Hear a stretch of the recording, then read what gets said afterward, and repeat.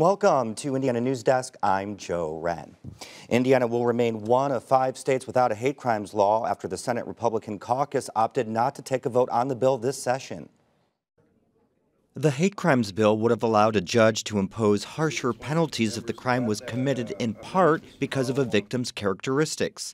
One of those characteristics was gender identity, which bill author Republican Senator Sue Glick says was a significant sticking point. I really believe that many people read that list and see in parens in their minds it only applies to this race or this religion or these people.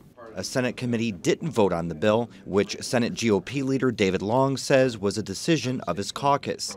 Still, he says he'll push for the bill to come back next year and notes some issues take years to reach the finish line. Hate crimes legislation has been proposed and failed for decades. Indiana Senator Greg Taylor joins us from the State House. Senator, thank you so much for being here today. Now, this wasn't your bill, but you've authored hate crimes legislation multiple times. It really seemed like this year the issue had momentum. What happened? Well, as you said earlier, I thought the bill had momentum. I thought that what had happened nationally was going to induce us to make some changes here in Indiana. Unfortunately, what happened was the supermajority decided it was not something that they would be willing to bring to the floor for debate. And that's what happens when you have one group in charge so much that they don't really need us to go to the floor. So they decided amongst themselves in their caucus that they wouldn't hear the bill.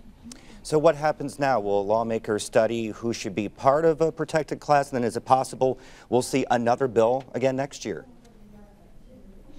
I think it's possible to see another bill next year. I've filed the same bill for approximately the last 6 legislative sessions and have yet to have my bill get a hearing.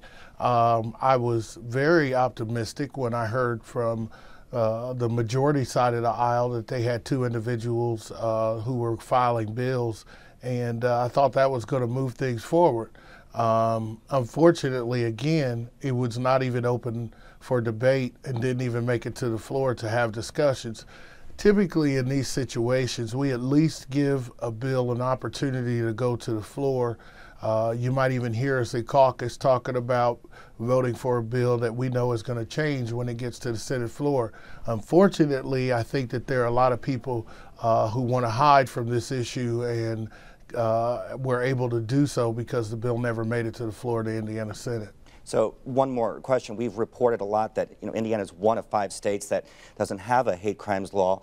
Along that comes with questions about how outsiders perceive Indiana. Do we look backwards, and could it hurt the economy? So how do we track those things? Is the lack of a hate crimes law having a negative impact on the state?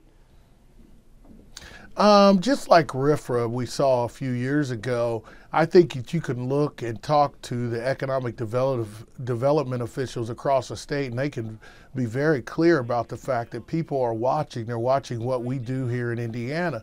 Indiana being one of those states with one of the best costs of living in the country, we should be open to a lot of people. Unfortunately, the younger generation see our what I call archaic laws and don't want to live here. And that's unfortunate for those of us who want to see Indiana grow and become a powerhouse for the new tech expansions that we see across the country. Sure. And quite frankly, we made it in the city of Indianapolis and the surrounding areas made it into the top 20 for Amazon. And I think they're going to have a lot to say about what happened in the General Assembly this year. And unfortunately for some of the citizens of Indiana, I think we hurt ourselves in trying to entice a company like that to come to Indiana. Okay, Senator, thank you so much.